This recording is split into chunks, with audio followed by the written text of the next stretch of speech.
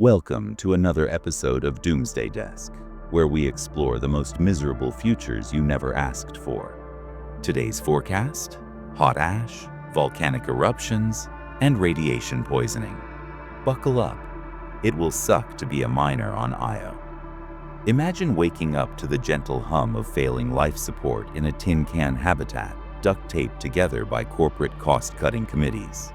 You're not on a scenic space station orbiting Earth. No, you're on Io, Jupiter's most volcanic moon, which basically makes it the universe's worst neighborhood.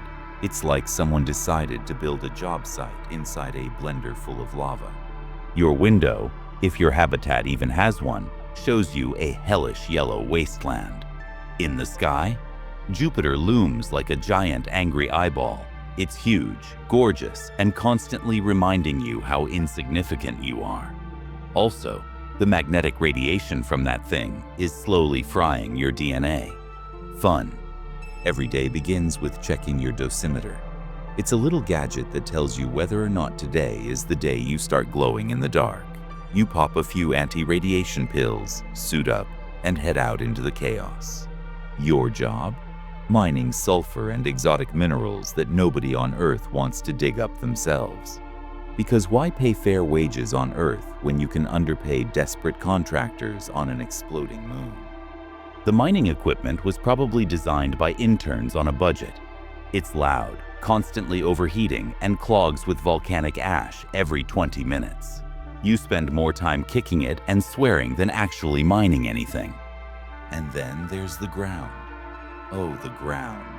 Io's surface is so unstable that it occasionally just erupts without warning.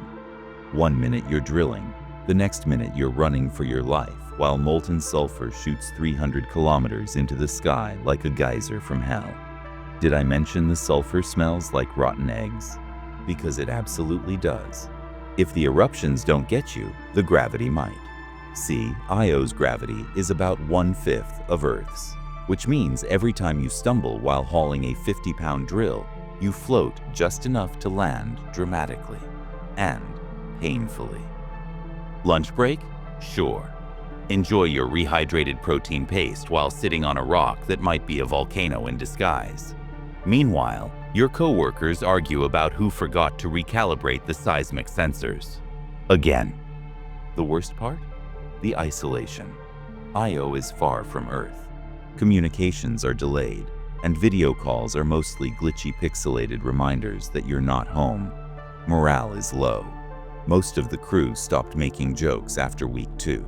Now they just stare blankly at the walls, praying for transfer papers to somewhere, anywhere, that doesn't smell like death and farts. Let's talk about the local hazards. The surface of Io is constantly shifting, so maps are out of date the moment they're made. Navigation is more guesswork than science. You rely on drones for scouting, but those too get fried by electromagnetic interference from Jupiter's magnetosphere, or just get buried in ash storms. You know, standard Tuesday stuff. Did we mention the wildlife? Oh wait, there isn't any, because no living organism would willingly evolve here. But that doesn't stop the rumors. Some miners swear they've seen something move in the fog. Others say it's just the mind playing tricks after a week without sleep. Corporate says it's hallucinations, but corporate also said the habitat wasn't flammable. Spoiler alert, it was. Your days blur together. Dig, dodge eruptions, choke on ash, fix something with duct tape, and collapse into your bunk. The only entertainment? Rewatching corporate training videos that legally classify you as a heroic frontier asset. They also remind you not to unionize. Occasionally, resupply ships arrive. And by occasionally, we mean whenever corporate remembers you exist. They bring essentials like oxygen, batteries, and stale snack bars that expired last year. The delivery crew never gets out of the ship. Can you blame them? The lucky few get extracted after a 6-month contract. They return home with damaged lungs, a lifetime prescription for radiation meds, and just enough credits to buy a decent cup of coffee. But most miners? They extend their contracts for a bonus that never materializes. Corporate keeps pushing the goalposts. The exit strategy is always just one more rotation.